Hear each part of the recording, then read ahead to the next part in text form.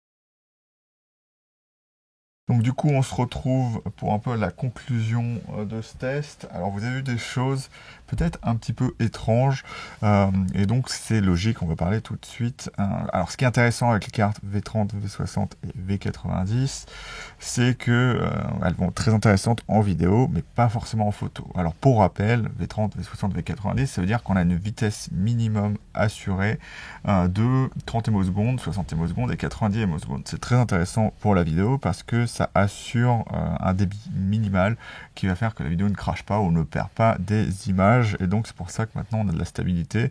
C'est que en gros, comme par exemple chez Sony, la carte va prendre comme référence les 30 ms par seconde. Donc si vous avez au-dessus, par exemple, je crois qu'une V30, en général, c'est 90 ms maxi. Après, ça peut changer un petit peu, mais si c'est pas marqué sur la carte, c'est 90 ms maxi.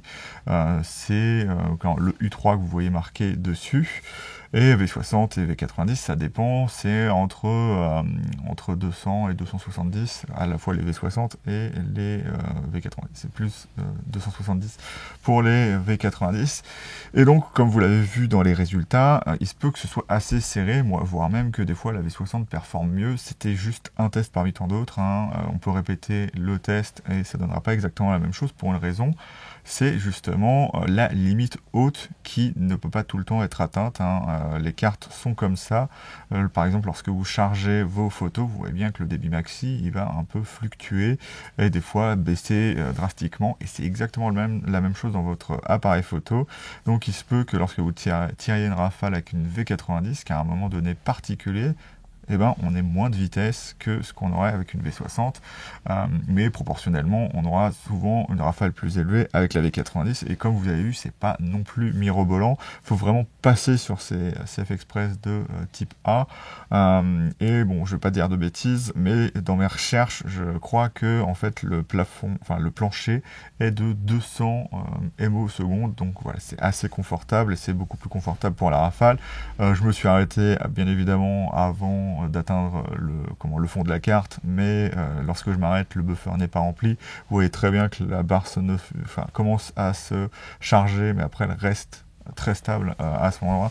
Et donc, bien évidemment, les résultats sont comme ça, c'est que là, il faudra prendre la CF Express de type A si vous voulez avoir les meilleures performances à la fois en non compressé ou en compressé, donc en 6 images ou en 10 images par seconde.